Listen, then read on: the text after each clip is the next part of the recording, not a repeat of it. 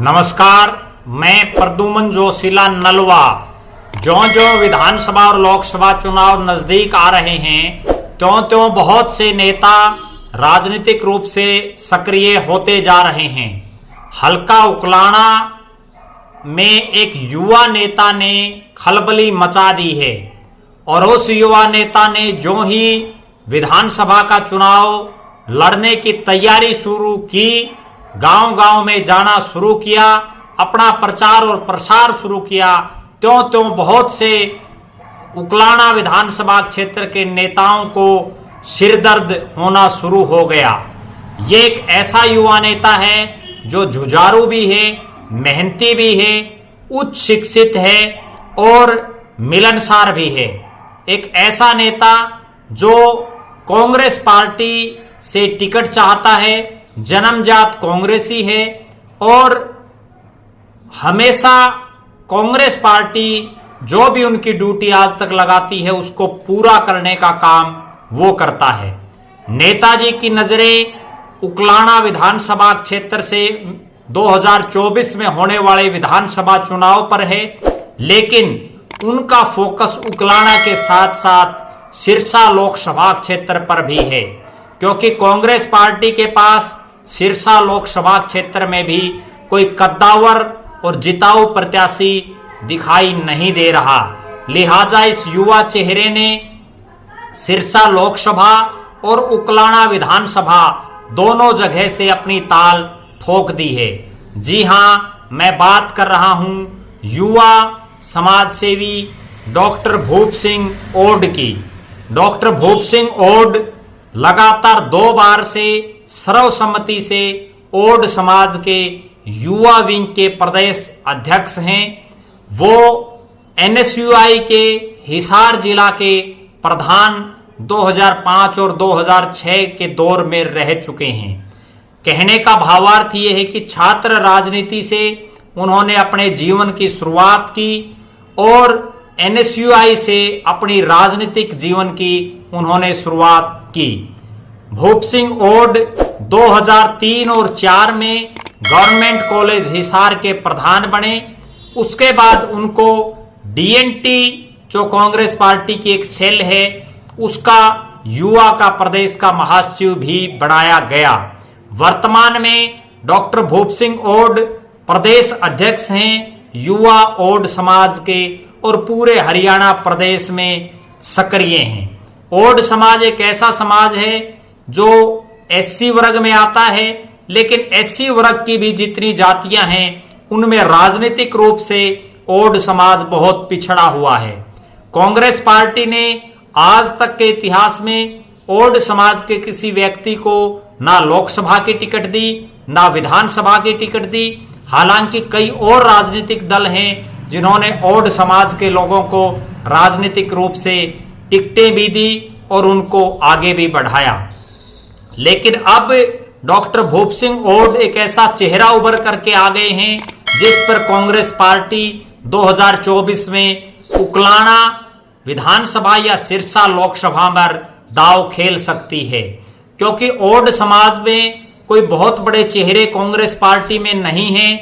कुछ एक जो छोटे मोटे नेता हैं वो भी हल्का का चुनाव लड़ने की या लोकसभा का चुनाव लड़ने की सोच भी नहीं रखते हैं। लिहाजा भूप सिंह ओड इतनी दूरदर्शी सोच रखे हुए हैं कि विधानसभा या लोकसभा में जहां भी कांग्रेस पार्टी उनकी जिम्मेवारी लगाएगी वो उसको बखूबी निभाएंगे। एक बहुत ही निम्न परिवार में जन्म लेकर के, जिनके बिल्कुल बाल्यकाल में माता पिता का देहांत हो गया हो, 6 भाई बहनों का लालन पालन पोषण शादी ब्याह करके तमाम जो पारिवारिक जिम्मेवारियों को निभाने के बाद अब पिछले कई सालों से सामाजिक क्षेत्र और राजनीतिक क्षेत्र में सक्रिय हैं डॉक्टर भूप सिंह ओड। अगर बात करें ओड समाज की, तो ओड समाज का उकलाना विधानसभा क्षेत्र में भी एक खासा वोट बैंक है। चाहे वो उकलाना गांव हो, खरकड़ा हो, गैबीपुर हो, प्रभुवाड़ा हो, नंगथड़ा हो, नांदड़ी हो, जो बड़े बड़े गांव हैं उनमें ओड समाज के वोट बहुतायत संख्या में मिलते हैं। इसके अलावा सिरसा लोकसभा क्षेत्र में भी बड़ी भारी तादाद में ओड समाज के लोगों के वोट हैं और वो एक निर्णायक भूमिका निभाते हैं। उसके बावजूद ओड समाज को विभिन्न राजनीतिक दलों द्वारा दरकिनार करना राजनीतिक रूप से बड़ा प्रश्न खड़ा करता है। अब अगर बात करें भूप सिंह ओड की, तो उनका खुद का जो एक निजी वोट बैंक है वो उकलाना विधानसभा क्षेत्र के साथ साथ बरवाड़ा, नलवा, बवानीखेड़ा, आदमपुर, हिसार, कलानौर, रेवाड़ी, बावल, नूह, मेवात, पटौदी, तावड़ू, सोहना, कालावाड़ी, सिरसा, डबवाड़ी, रतिया, टोहाना, फतेहाबाद, ये वो तमाम क्षेत्र हैं जहां भूप सिंह ओड के अपने निजी संबंध हैं। इसके अलावा चाहे वो असंध हो, नीलोखेड़ी हो, बड़ौदा हो, महम हो, ये तमाम एरिया भी ऐसे हैं जहां डॉक्टर भूप सिंह ओड की अपनी एक पैठ है।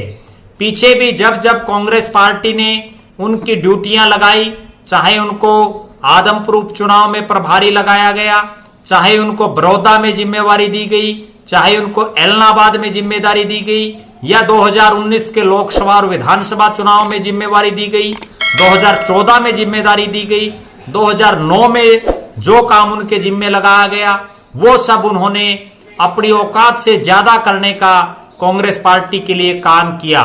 लिहाजा अगर बात करें उच्च शिक्षित डॉक्टर भूप सिंह ओड की, जो पीएचडी हैं और ओड समाज का झंडा थामे हुए हैं, उनको सामाजिक और शिक्षित होने के साथ साथ राजनीतिक रूप से भी उनकी भागीदारी के लिए वो लगातार सक्रिय रहते हैं। भूप सिंह ओड को इन्हीं जिम्मेवारियों के चलते प्रदेश का महासचिव भी ओड समाज का बनाया गया और निश्चित रूप से इस बार के विधानसभा चुनाव में और लोकसभा चुनाव में वो कुछ ना कुछ रंग अवश्य दिखाएंगे। भूप सिंह ओड की कांग्रेस पार्टी के आला नेताओं को एआईसीसी से लेकर के पीसीसी के जो बड़े नेता हैं उन सभी से अच्छे संबंध हैं।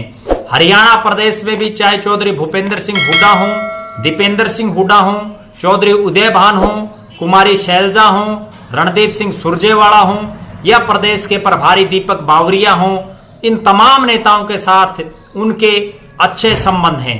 भूप सिंह ओड की एक खास बात यह भी है कि उनके ऊपर तमाम जो कांग्रेस पार्टी के नेता हैं वो कोई विरोध उनका नहीं जता सकते, क्योंकि उनकी साफ सुथरी छवि है, वो दागी और बागी नहीं है।